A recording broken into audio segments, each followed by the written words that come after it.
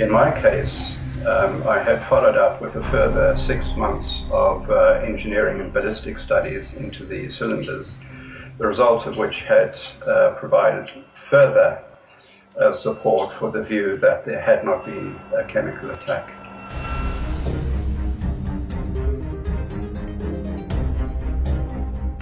Yes, according to this headline, Trump says we're coming out of Syria. But is that true? And by the way, we're knocking the hell out of ISIS. We'll be coming out of Syria like very soon. Let the other people take care of it now. So, as you can hear from the horse's mouth, we're getting out of Syria. Quickly.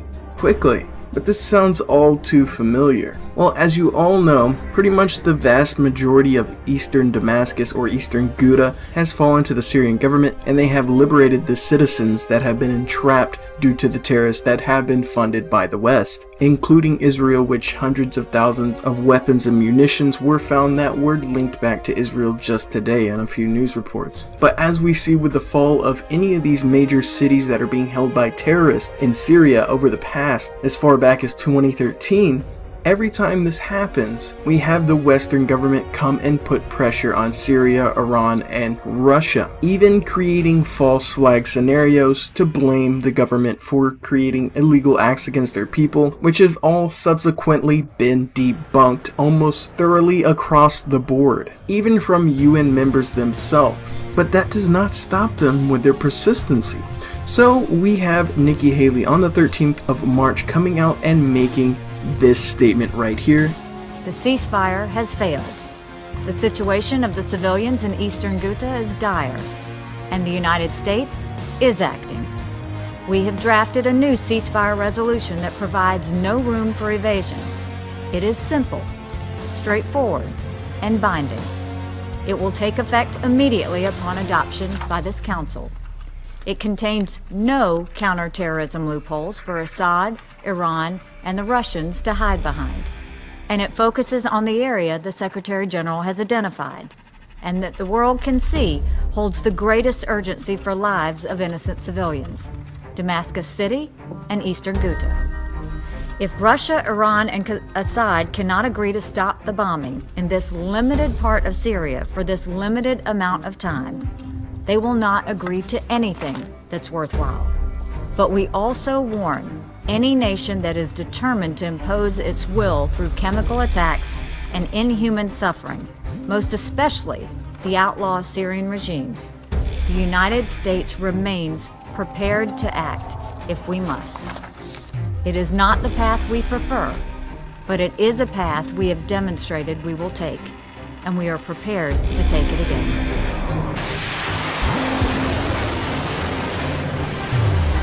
And following that, just a few hours later, we had the Russian Defense Ministry coming out and making these statements. U.S. deploys naval strike groups for attacks on Syria, trains militants for false flag chemical attacks. Quoting the defense minister himself, "We note the evidence of preparation of possible attacks. Strike groups of naval carriers with cruise missiles," sound familiar, "are being formed in eastern part of the Mediterranean, in the Persian Gulf, and in the Red Sea." They also went to state that we have reliable information at our disposal that U.S. instructors have trained a number of militant groups in the vicinity of the town of Antonov to stage provocations involving chemical warfare agents in southern Syria.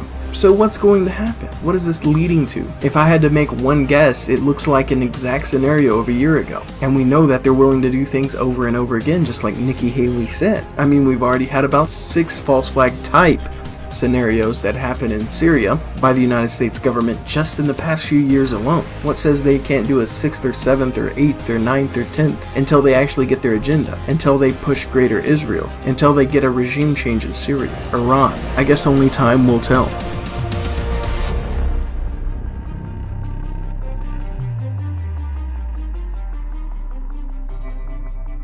If you remember about a week ago, we made a video about a gas attack FF, which I'm sure you know what that means, to be carried out by US militants in Syria, right?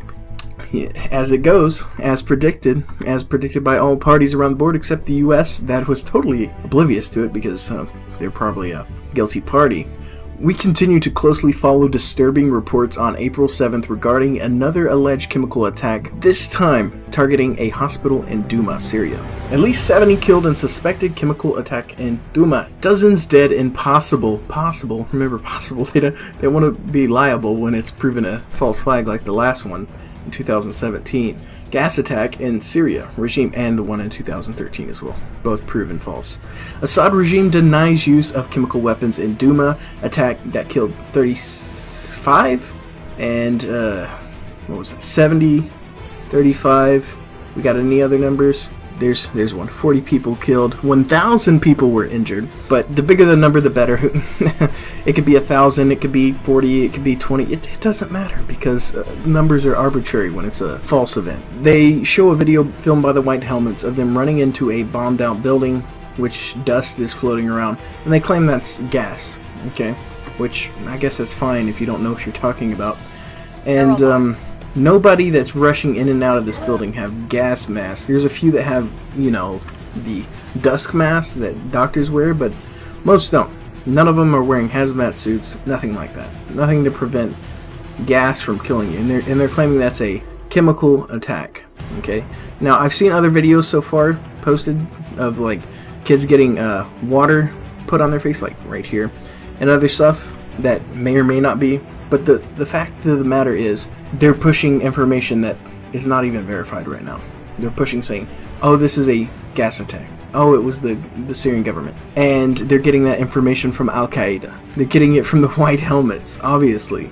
The White Helmets. And some of the news articles say from activists inside Syria. But you know the White Helmets are funded by the US government, the British government, and they're considered a terrorist organization, at least the head of their organization, by the United States, but we fund them millions of dollars in USAID, according to the Defense Department, the same one that is criticizing the Syrian government for attacking these people with gas that they don't have, because the US was a part of taking away any chemical weapons away from Syria. Hell, we might attack Syria tomorrow. We might launch a war on them tomorrow. Because you know what happened last time? This happened in 2017. We launched 40 Tomahawk missiles without any proof, without any investigation. Just boom. One day Trump was saying, oh, we're pulling out of Syria, just like he did a week ago. Like if you go watch my video. And 3 days later we were launching attacks on Syria because of chemical weapons attacks just like this. Donald Trump just came live right now on national US television saying that they are launching strikes with the UK and France, coordinated precision strikes. He didn't give us any information on that, what's going down right now. But we do have information coming out of Damascus, reports coming out of Damascus saying they're hearing bombs going off in the distance. There's a good speculation going around right now that areas in and around Damascus are being targeted. My name is Ian Henderson. I'm a former OPCW inspection team leader, having served for about 12 years. I heard about this meeting. I was invited by the Minister Counselor of the Chinese mission to the UN. Unfortunately, due to unforeseen circumstances around my ESTA visa waiver status, I was not able to travel. The concern I have does relate to some specific management practices in certain sensitive missions. The concern, of course, relates to the FFM investigation into the alleged chemical attack on the 7th of April in Douma in Syria. My concern, which is shared by a number of other inspectors, relates to the subsequent management lockdown and the practices in the later analysis and compilation of a final report. There were 2 teams deployed. One team, which I joined shortly after the start of field deployments, was to Douma in Syria. The other team deployed to country X. The main concern relates to the announcement in July 2018 of a new concept, the so-called FFM core team, which essentially resulted in the dismissal of all of the inspectors who'd been on the team deployed to locations in Douma and had been following up with their findings and analysis. The findings in the final FFM report were contradictory, were a complete turnaround with what the team had understood collectively. Our understanding was that we had serious misgivings that a chemical attack had occurred. What the final FFM report does not make clear, and thus does not reflect the views of the team members who deployed to Douma, in which case I really can only speak for myself at this stage. The report did not make clear what new findings, facts, information, data or analysis in the fields of witness testimony, toxicology studies, chemical analysis and engineering and or ballistic studies had resulted in a complete turnaround in the situation from what was understood by the majority of the team and the entire Douma team in July 2018. In my case, I had followed up with a further 6 months of engineering and ballistic studies into the cylinders, the result of which had provided further support for the view that there had not been a chemical attack. I was also the inspection team leader who developed and launched the highly intrusive inspections of the Barza SSRC facility just outside Damascus.